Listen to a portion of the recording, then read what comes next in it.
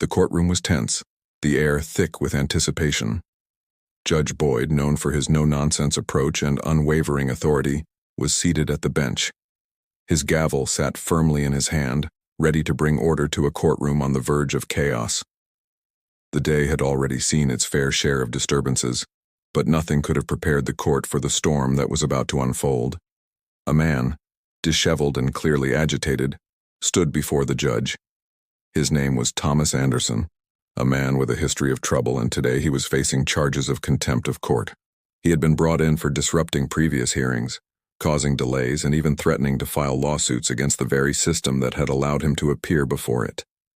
But today, something was different. He was angrier than ever before. Judge Boyd looked at Anderson with a sharp gaze, his expression as cold as steel. "Mr. Anderson," he said, his voice steady, "this court has been more than patient with you. Your behavior is not only unacceptable, but it's also a direct affront to the justice system and the respect this courtroom demands. You will answer to the charges against you, or you will face the consequences." Anderson scoffed, his face twisted in defiance. "Consequences?" he spat. "You're just a puppet, Boyd. You and your little rules. You have no power over me. I'll say what I want, and I'll do what I want." The room fell silent. The judge's eyes narrowed as he leaned forward, gripping his gavel with a tight hand. "Mr. Anderson," he said, his voice low but filled with authority, "you will not speak out of turn. You will respect this court and the law. If you refuse to comply, I will have no choice but to have you removed from my courtroom." Anderson took a step closer to the bench, his eyes flashing with contempt. "You can't silence me," he growled. "You think your little gavel and your so-called rules can intimidate me? You're nothing but a tool of the system." The courtroom murmured, some witnesses shifting uneasily in their seats, while others exchanged glances, unsure of what to expect next. Judge Boyd, however, remained unfazed. He had dealt with men like Anderson before, arrogant, volatile, and completely unwilling to back down. Without missing a beat, Judge Boyd raised his gavel. "Enough," he said firmly, his voice echoing through the room. "I will not tolerate this disrespect. You are hereby held in contempt of court. Bailiff, remove Mr. Anderson from this room and place him in custody until further notice." Before Anderson could respond, 2 court officers moved swiftly to restrain him, but the chaos was far from over. Just as the bailiff made his move, a group of 8 individuals entered the courtroom, clearly agitated and disrupting the proceedings. They were loud, unruly, and had no intention of respecting the authority of the court. One of them, a woman in her mid-40s, marched straight to the front of the courtroom and began yelling at the judge. "This is all a joke," she screamed. "You're just a puppet for the rich and powerful. They control everything, and you just sit there and pretend to uphold justice. You're all corrupt." Judge Boyd remained calm, his eyes briefly scanning the group of 8 before settling back on the woman. "Ma'am," he said in a measured tone, "this is your final warning. You will be escorted out of this courtroom if you do not stop disturbing the proceedings." The woman sneered at him. "You can't control me," she yelled. "We know the truth, and we won't be silenced by you or anyone else." It was then that Judge Boyd did something that shocked everyone in the room. He leaned back in his chair and spoke slowly, his words deliberate. "You think I'm trying to control you, don't you? Let me tell you something. This court has one purpose and one purpose only: to seek justice. Your behavior, your words, they don't intimidate me, and they don't change the fact that you are here for a reason.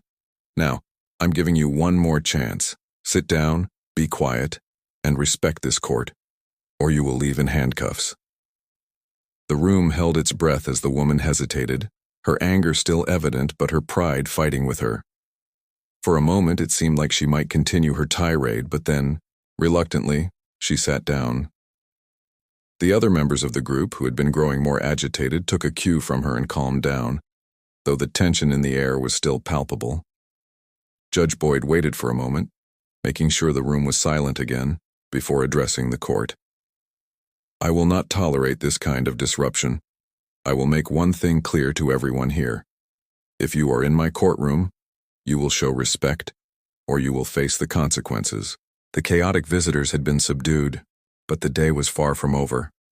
There was still much to be done, but now, everyone in the room understood that Judge Boyd would not let anyone, not even the most disrespectful individuals, disrupt the flow of justice in his courtroom. The courtroom, after the chaotic outbursts and disruptions, fell into an uneasy silence. Judge Boyd sat at the bench, his piercing eyes scanning the room, noting the tense atmosphere that now hung in the air. His authority had been challenged, but the message had been delivered clearly. His courtroom would be respected, or its occupants would face the consequences. The disarray caused by Thomas Anderson's disrespectful behavior and the 8 unruly visitors had not gone unnoticed by the others in the room. Some were still processing the power of Judge Boyd's control, while others, especially those who had witnessed the chaos firsthand, were now more than aware of the consequences of stepping out of line. Anderson had been removed, but the aftershocks of his actions lingered. Judge Boyd was determined to restore order, not just in his courtroom but in the minds of those present. The law, he knew, was sacred, and it was his job to uphold it without wavering. Now that we have restored some semblance of order, Judge Boyd began, his voice commanding the attention of every single person in the room. Let us proceed with the matters at hand. This court does not exist for personal vendettas or petty disruptions. It exists for justice. His words were measured, deliberate, and powerful. He had no intention of letting this session derail further. He turned his gaze to the remaining individuals in the room, many of whom had been spectators to the earlier turmoil. There was a palpable shift in the atmosphere, as if the entire courtroom collectively understood the gravity of what had just transpired. The idea that they had witnessed the full power of a judge who would not bend was sinking in. But that was just the beginning. The respect for Boyd was no longer merely out of fear, it was born of admiration. The bailiff returned to the front of the courtroom, nodding to Judge Boyd. Your Honor, all is in order now. The disruptive parties have been removed and escorted out of the building. Judge Boyd nodded in acknowledgement. He stood from his bench for a moment, his gaze sweeping over the room. This court will proceed without further delay, he said. We will handle each matter fairly, according to the law. No one will disrespect the process any longer. With that, the courtroom began to function with renewed purpose. The visitors who had been causing chaos had been removed, and the proceedings went on. The tension in the air had been replaced with an undercurrent of respect, a respect that was earned through swift, decisive action. However, the case against Thomas Anderson still loomed large in the courtroom. Anderson had not only disrupted the proceedings, but had also caused a delay that affected other cases. His actions had been a direct challenge to the authority of the court, and Judge Boyd knew that such behavior could not be tolerated without repercussions. He had already ordered Anderson's detention, but the matter of his contempt hearing needed to be addressed immediately. Judge Boyd turned to his clerk, who was preparing the necessary paperwork for the contempt hearing. We will not waste any time. Mr. Anderson will face this charge swiftly, and justice will be served. The clerk nodded and set to work, organizing the legal documents for the contempt hearing. Judge Boyd did not allow the momentary lapse in order to derail the focus of the day. He knew that the courtroom must remain efficient and professional, no matter the challenges it faced. As the next case was called, a sense of normalcy began to return. However, the impact of the earlier events was still felt in the air. The way Judge Boyd had commanded control over the situation resonated deeply with everyone present. They knew now that any future disruptions would be met with the same level of authority.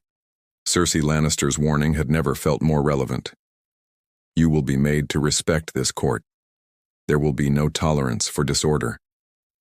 The day continued without any further interruptions, but it was clear that things had changed. Even the most unruly of visitors, who might have once attempted to assert their dominance, now sat quietly, their eyes trained on the judge. They understood the message. Judge Boyd was a man who would not tolerate disrespect, and anyone who dared to challenge that authority would be swiftly dealt with. Then, as the final case of the day was brought forward, Judge Boyd stood again, his voice calm but firm. Court is adjourned for the day. The matters we've dealt with have been significant, but they will not overshadow the duty we have here to uphold justice. I expect all present in this court to remember that. The gavel came down with a sharp crack, signaling the end of the session. The courtroom emptied, and the visitors, still under the impression that chaos could somehow rule the day, now understood the truth. In this court, Judge Boyd had the final say. Outside the courtroom, as people gathered in the hallway, there were whispers about what had just occurred. Some were in awe of Judge Boyd's decisiveness, while others were shaken by the way the judge had brought order to what had been a rapidly escalating situation. Even the disruptive visitors who had been removed could not deny the impact of the judge's power. They had been silenced, not just by authority, but by the man's unwavering conviction. One visitor, still muttering to himself, couldn't help but reflect on what had just happened. "Did you see the way Boyd shut down that man Anderson? I thought we were in trouble for sure, but Boyd, he wasn't having any of it." Another, more seasoned in the ways of the courtroom, nodded in agreement. "You have to respect a judge who can shut down chaos without blinking an eye. That's a man who knows the law." And as the crowd slowly dispersed, a few more whispered about Judge Boyd's legacy. How many judges would have tolerated even a fraction of the disruption that had occurred? How many would have let the visitors trample over the law just to keep the peace? But not Judge Boyd. He had proven that no matter how many challenges he faced, his courtroom would never bow to disorder. For all of those present, the day would go down as a powerful reminder of the importance of authority, respect, and the relentless pursuit of justice. Judge Boyd had not only upheld the law, he had enforced it with such authority that it would be remembered for years to come. As the last person left the courtroom, a single thought lingered. Justice had been served, but only because Judge Boyd had made it clear that no one would be allowed to disrespect the process, no matter how chaotic the world outside may have seemed.